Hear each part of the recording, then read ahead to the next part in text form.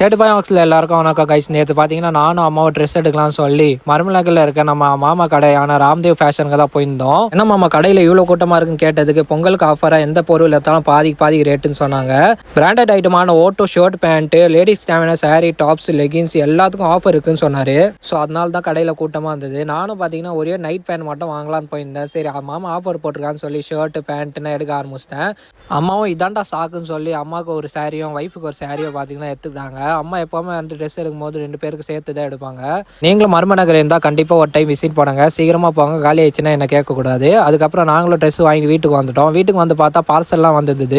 என்னடா பார்சல் இருக்கும்னு சொல்லி அம்மா கிட்ட எடுத்துகிட்டு போய் கொடுத்ததுக்கு அம்மா தான் சொல்கிறாங்க, நான் 2 நாள் முன்னாடி வந்து ஆர்டர் பண்ணியிருந்தேன். சரி என்னவா இருக்கும்னு ஓப்பன் பண்ணி பார்த்தா உள்ளே பார்த்தீங்கன்னா இப்போ 1 லிட்டர் பாட்டில் இருந்தது. எதுக்குமா இந்த பாட்டில் ஆர்டர் பண்ணேன்னு கேட்டதுக்கு ஆயில் ஊற்ற கஷ்டமாக இருக்குன்னு சொன்னாங்க. இப்படி டின்னருக்கு ஒய்ஃப் பார்த்தீங்கன்னா மசாலா தோசை தான் செஞ்சுருந்தாங்க. நம்ம இன்னைக்கு ஸ்பெஷலாக மசாலா தோசை செய்கிறீங்கன்னு கேட்டதுக்கு அம்மாவோட ரொம்ப ஃபேவரேட்டு, செஞ்சு தரீங்களான்னு கேட்டாங்க. ஸோ அதான் செஞ்சுட்டு இருக்கேன்னு சொன்னாங்க.